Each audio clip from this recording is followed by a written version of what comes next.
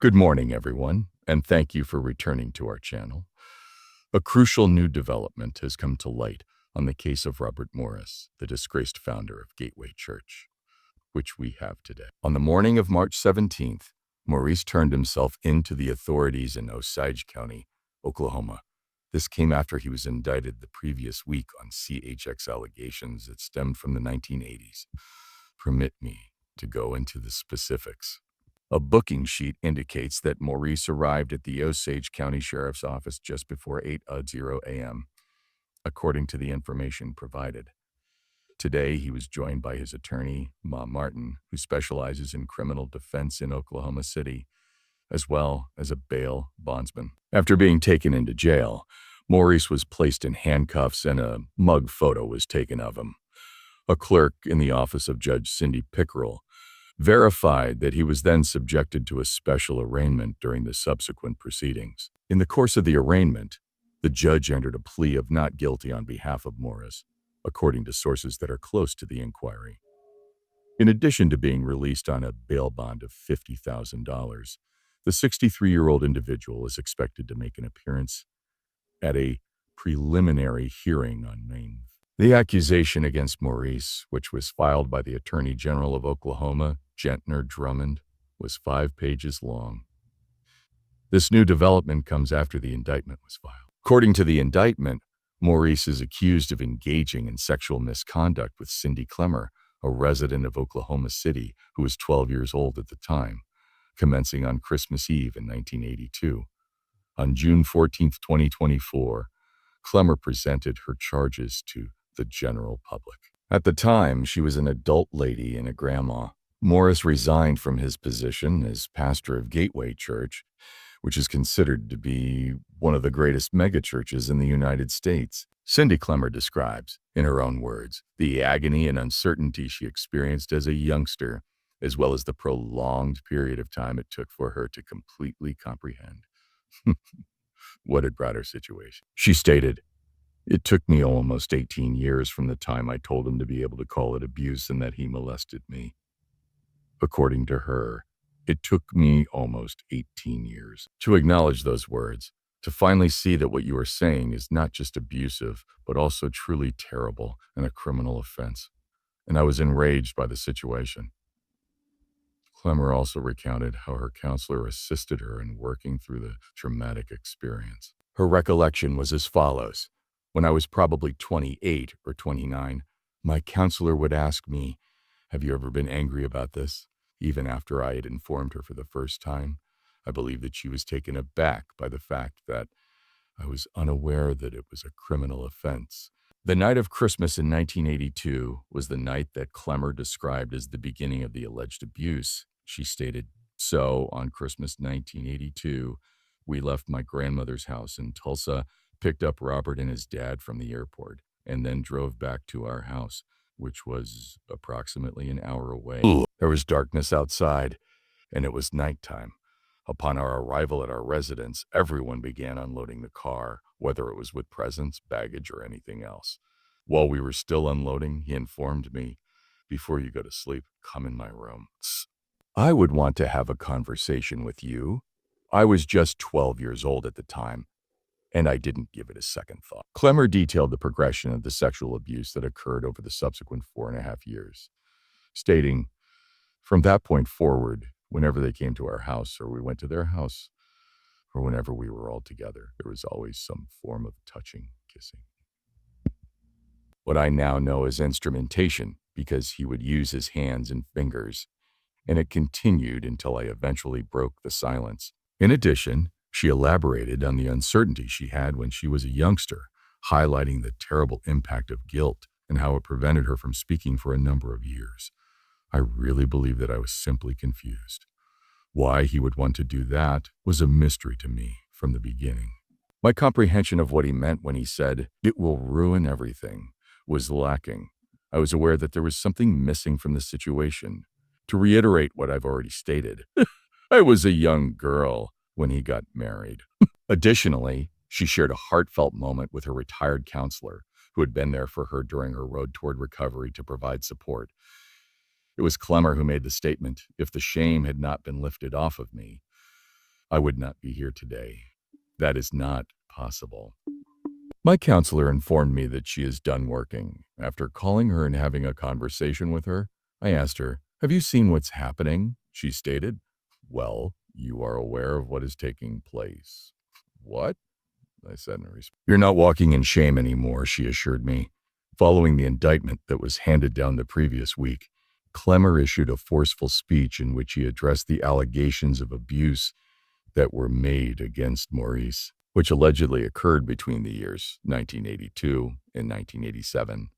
The law has finally caught up with Robert Morris for the horrifying crimes he committed against me when I was a child, she said. It has been almost 43 years since the crimes were committed. At this point, it is time for the judicial system to hold him accountable for his actions. My family and I would want to express our profound gratitude to the authorities who have put in many hours of labor to make today a reality. We continue to have faith that justice will finally be served. Due to the fact that the claimed offenses took place in Hominy, Oklahoma, as well as in Osage County, the case that Maurice is bringing will be tried in the Osage County District Court. It was first believed that criminal charges could not be made because of the statute of limitations. However, this was later overturned. Nevertheless, Attorney General Gentner Drummond made it clear that the statute of limitations does not apply to this particular case. This is due to the fact that Maurice was not a resident or citizen of Oklahoma at the time of the incident. Before stepping down from his position, Morris acknowledged to engaging in improper sexual activity with a young woman at a residence where he was residing. He did this in a confession letter that he sent to his congregation.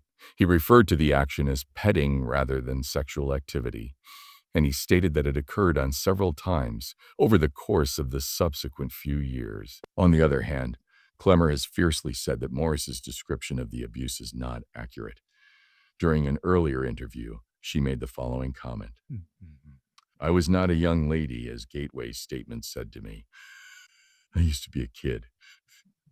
When I was a young girl, I was like a child." Additionally, Clemmer disclosed that the abuse progressed from inappropriate touching to rape of the victim through the use of instruments. On the evening of the alleged assault, which took place in 1982, she provided a description of her attire saying, "I was wearing pink pajamas with bloomer pants over my underwear, and I had on a snap-up robe." It wasn't until Clemmer was 17 years old that she finally notified her parents about the years of abuse she had endured, because the claimed sexual assault persisted until then. Nick Lesmeister, the executive pastor of Gateway, addressed the church on Saturday and acknowledged the emotional toll that the situation had taken on him. His words were, "I'm sure that caused you to experience a great deal of emotion. Our feelings were triggered by it to a great extent. The act of reliving our difficult past may at times be rather interesting. I just wanted to provide you with a little update about the news that many of you have already seen, which is the media coverage of Robert Morris. We are at a loss for what to do with our feelings, and I just wanted to remind you of it. I just want you to know that we are all aware that it caused a great deal of emotion for each and every one of us. This has caused us to experience a great deal of emotion, and we would like to make ourselves available to pray with you, to pray for you, to support you, and to counsel you in any way that we are able to." Lesmeister concluded by saying, "As we continue to move forward and heal and step into the great things that God's doing in our church, just know that our team is available to you to pray with you." Additionally, he added that Gateway Church will not continue to provide updates to the congregation about the legal processes because it is no longer involved in the case. However, they have reaffirmed their commitment to prayer for all those who have been impacted by the situation. In light of the fact that Gateway Church is no longer associated with Maurice and is not participating in the inquiry, the church has declared that it will not offer any more updates. The narrative of Clemmer is not only about the battle of a single person to get justice. Rather, it is a microcosm of the wider struggle that survivors of abuse, particularly those who have experienced abuse inside religious organizations, undergo. Her experience demonstrates the significance of believing survivors, holding abusers responsible, and destroying structures that shield those who commit abuse. In addition, it highlights the importance of religious groups implementing reforms and implementing openness in order to prevent abuses of this nature from occurring in the future. In the end, Cindy Clemmer's quest for justice, which spans several decades, is a demonstration of the strength of tenacity and the significance of telling the truth to those in positions of authority. The courageous efforts of this individual have not only brought to light the activities of a single individual, but they have also ignited a discourse that is much needed about accountability, integrity, and the necessity of structural change within religious organizations. In light of this, it is important to keep in mind that no one is exempt from accountability, regardless of their position or influence. While Cindy Clemmer and her family are working toward achieving justice and healing, let us continue to pray for them. There will be a triumph of justice as the scriptures declare. You are appreciated for watching. If you found this update to be interesting, show your appreciation by liking, sharing, and subscribing to get other news and insights. Let us take a unified stance in support of truth and justice. Enjoy your blessings till we meet again.